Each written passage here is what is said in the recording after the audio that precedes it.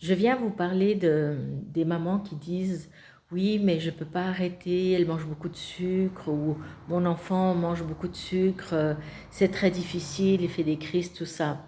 Alors ma question, elle est toujours la même. Qui commande à la maison? Qui doit commander à la maison, les enfants ou les parents? Qui fait les courses à la maison?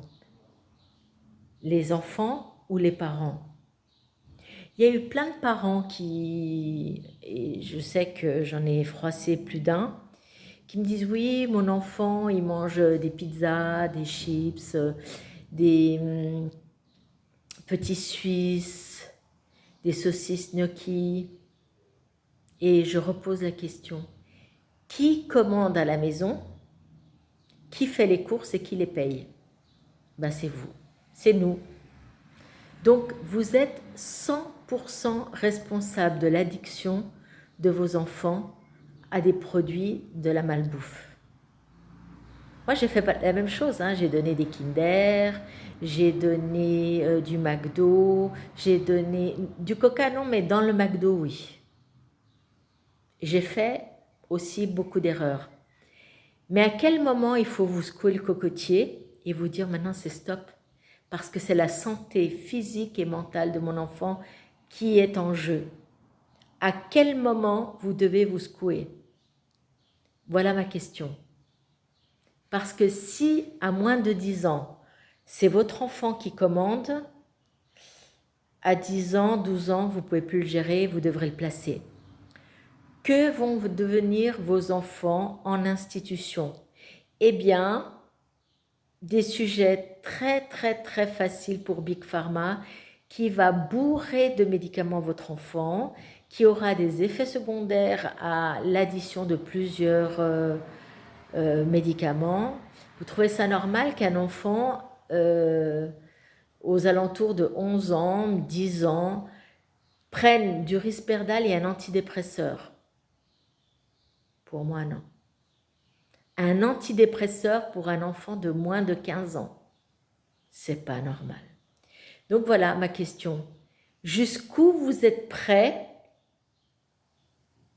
à croire que c'est foutu et que les médecins, ce qu'ils vont prescrire, ça va leur faire du bien, et après dire ah mais moi le CBD ça va pas. Par contre, ça vous dérange pas les médicaments? Ça vous dérange pas? Pourtant, lisez la notice dans l'emballage, vous allez voir, vous allez avoir au moins 1 mètre d'effets secondaires, d'explications, tout ça. Ça vous dérange pas. Par contre, le CBD, ça vous fait peur. CBD sans THC. Voilà ma question. Qui commande chez vous? Voilà, il faut vous secouer le cerveau parce que là, ça va pas. Là, ça va pas du tout. Alors effectivement, je vais certainement vexer, toucher, mais je ne sais plus comment vous le dire. Que vont devenir vos enfants si à moins de 10 ans ou à moins de 15 ans, c'est eux qui commandent? Et vous achetez, même vous allez acheter cette drogue qui est le sucre, le gluten et les produits laitiers à vos enfants. Alors donc à 15 ans, si votre enfant vous demande de la cocaïne, vous allez lui acheter? Voilà, soyez honnête avec vous-même, c'est vous qui êtes responsable du comportement de votre enfant et de l'addiction. Moi aussi je l'ai fait, c'est fini. Moi Gabriel, il n'a plus le choix. Il n'a plus le choix. C'est le gluten, ben, je prends des produits sans gluten, j'innove, je fais moi-même mes biscuits, c'est toujours les mêmes, mais c'est pas grave. Vous croyez que les petits, les enfants dans certains pays, ils ont le choix dans la nourriture? Est-ce qu'ils ont le choix? Et ils sont protégés. Ils sont protégés grâce à leurs conditions de pauvreté, ils sont protégés. Et le jour que eux pourront manger la même malbouffe que nous on mange ici, eh bien, ils seront comme les nôtres. Voilà.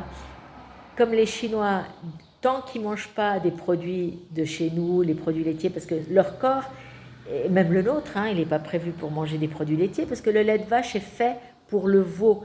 Il a une information dans la molécule qui donne l'information au cerveau du veau de peser 200-300 kilos. Donc, nos enfants, ce ne sont pas des veaux. Nous sommes victimes du marketing qui a pilonné tout à la télé. Nous avons écouté tous les jours les produits laitiers, nos meilleurs amis pour la vie, c'est nos meilleurs ennemis. Quand est-ce qu'on va comprendre ça? Le gluten, il y a plein de produits. Ici en Europe, on n'a pas d'excuses. On a plein de produits de substitution. En Afrique, ils n'ont pas le choix. C'est du riz, du riz, du riz, avec un peu de chance, un peu de viande ou du poisson, et des légumes et un peu de fruits. Ici, nous avons le choix, encore. Donc voilà, réveillez-vous, c'est le moment du grand réveil, parce que votre enfant, l'avenir de votre enfant est en question. Je vous embrasse, embrassez vos enfants, je les aime.